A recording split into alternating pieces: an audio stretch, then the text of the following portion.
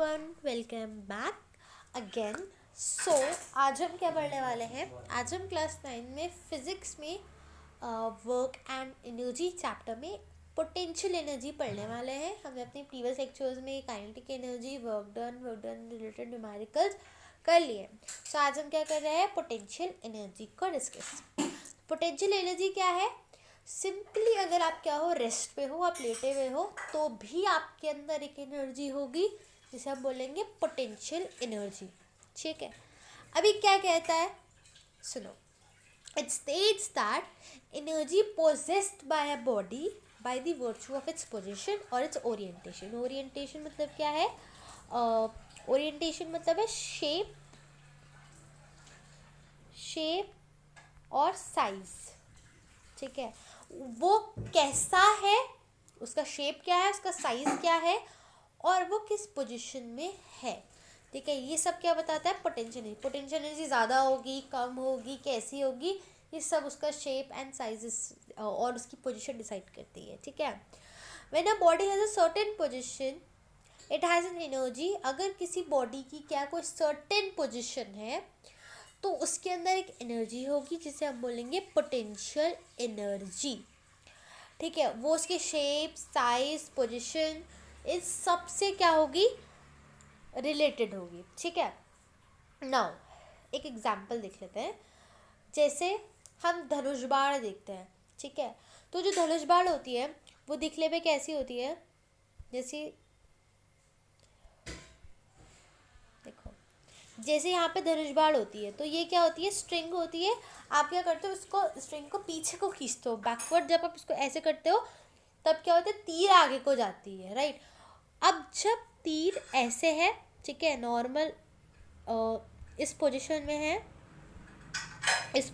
है, तब आप क्या कर रहे हो? उसको पीछे को खींच रहे हो। तब आप क्या कर रहे हो? पीछे को खींच रहे हो। उसके बाद जैसे ही आप उसको छोड़ते हो, जैसे ही क्या करते हो? आप उसको रिलीज करते हो, क्या होता है? वो स्ट्रिंग वापस में अपने शेप पे आ जाती है और वो वापस ऐसी हो जाती है, ऐसे वापस। मतलब आप पहले वो जैसे नॉर्मल होगी, उसके बाद आप उसको पीछे को खींचोगे, उसके बाद क्या होगा? वापस वो अपनी शेप को, वापस वो अपनी पोजीशन में क्या आ जाएगी। ये क्यों पा रहा है? ये पोटेंशियल एनर्जी है उसके अंदर, जो उसको उसकी शेप या उसकी पोजीशन रिगेन करने में क्या कर रही है? मदद कर रही है। सेम होता है स्प्रिंग के साथ। स्प्रिंग होता है, हम क्या करते हैं? स्प्रिंग को दबाते हैं, कंप्रेस करते हैं। स्प्रिंग क्या होती है? बाद में अपनी ही शेप पे वापस आती है। जैसे ऐसे स्प्रिंग होगी, आप क्या करोगे? इसको प्रेस करोगे, ठीक है, इसको प्रेस करोगे तो ये दबेगी थोड़ी थोड़ी सी, और उसके बाद फिर ये अपने वही ओरिजिनल शेप में आ जाएगी, अपनी ओरिजिनल शेप पे, अपनी ओरिजिनल साइज में आ जाएगी। तो वो क्या होगा कि पोटेंशियल एनर्जी की वजह से उसकी जो पुरानी शेप है और वो वापस आ जा रही है। तो उसके अंदर कौन सी एनर्जी है? उसके अंदर पोटेंशियल एनर्जी, जो उसको उस एबल बना रही है। ठीक है, नाउ अब हम पोटेंशियल एनर्जी को निकालते कैसे हैं? ठीक है, पोटेंशियल एनर्जी का फॉर्मूला कैसे डिराइव करते हैं? ठीक है, अब देखो क्या होता है। हम देखते हैं, लेट्स से कि ये ग्राउंड है, ठीक है, और यहाँ पर पे एक m मास का ऑब्जेक्ट रखा हुआ है, ठीक है। नाउ हम जब भी कहते हैं कि वर्क डन होता है, ठीक है, मैंने आपको पहले बताया था, हम जितनी भी कह सकते हो डेरिवेशन करेंगे, हम उसको एक फॉर्मूला से करेंगे, which is W is two Fs, simple. ठीक है, ना फोर्स एंड डिस्प्लेसमेंट। नाउ अगर सोचो हम इस ऑब्जेक्ट को क्या कर रहे हैं? ऊपर को ले जा रहे हैं। लेट्स से ये ऑब्जेक्ट यहाँ पे रखा है तो उसको ऊपर को ले जा रहे हैं, तो इस पर डिस्प्लेसमेंट क्या हो रही है? S हाइट, यानी कि S इज इक्वल्स टू क्या है? H। ठीक है, H है क्योंकि एक सर्टेन हाइट, ये क्या है? H है। ठीक है, ये H है, तो S इज इक्वल्स टू क्या है? H। डिस्प्लेसमेंट हो रही है ऊपर की तरफ, हाइट। ठीक है, नाउ ओके, अब हम क्या बोल रहे हैं कि जब भी क्या होता है? फोर्स ऊपर को लगता है, जब भी डिस्प्लेसमेंट ऊपर को होती है तो अपवर्ड फोर्स कौन सा लगता है? mg। ठीक है, mg मास इनटू एक्सेलरेशन होता है फोर्स, तो ग्रेविटेशनल फोर्स लगता है, तो एक्सेलरेशन ड्यू टू ग्रेविटी, तो mg। तो जब भी हम अपवर्ड फोर्स लगाते हैं तो फोर्स की जो वैल्यू होती है वो किसके बराबर होती है, mg, यानी कि mass into acceleration due to gravity. ठीक है, तो अब यहाँ पे क्या आएगा, mg, फोर्स की जगह आएगा mg और डिस्प्लेसमेंट की जगह आएगा h। तो पोटेंशियल एनर्जी का फॉर्मूला क्या होगा, mgh। अगर कोई ऑब्जेक्ट ज़मीन पर है, ठीक है, मतलब कोई हाइट में नहीं है, तो उसकी पोटेंशियल एनर्जी क्या होगी, ज़ीरो होगी।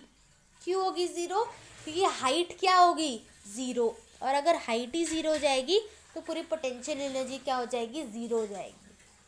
इसीलिए ऑब्जेक्ट का सर्टेन हाइट में रेज होना ज़रूरी है, उसकी कुछ ना कुछ हाइट होनी चाहिए ताकि जो पोटेंशियल एनर्जी है वो ज़ीरो नहीं आए। Is that clear? Okay, now एक चीज़ और बताते हैं।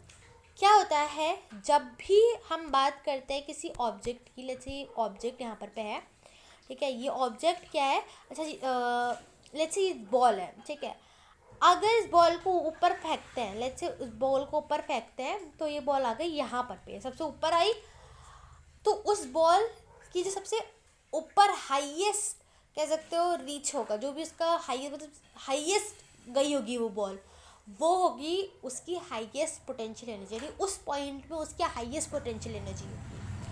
अगर मैं एक बॉल को फेंकती हूँ तो जो सबसे ऊपर वो बॉल जाती है वो होगी उसकी हाईएस्ट पोटेंशियल एनर्जी, ठीक है, और जब वो बॉल नीचे आती है तो ग्राउंड से टच होने से कुछ देर पहले हाईएस्ट काइनेटिक एनर्जी होगी। ठीक है, पहले पोटेंशियल एनर्जी बढ़ती है और काइनेटिक एनर्जी ज़ीरो रहती है या कम होती है। ठीक है, बाद में क्या होता है, काइनेटिक एनर्जी इंक्रीज होती है और पोटेंशियल एनर्जी बढ़ती है। लास्ट में ग्राउंड को टच करने से पहले कुछ ही देर पहले काइनेटिक एनर्जी सबसे ज़्यादा होती है और पोटेंशियल एनर्जी सबसे कम होती है।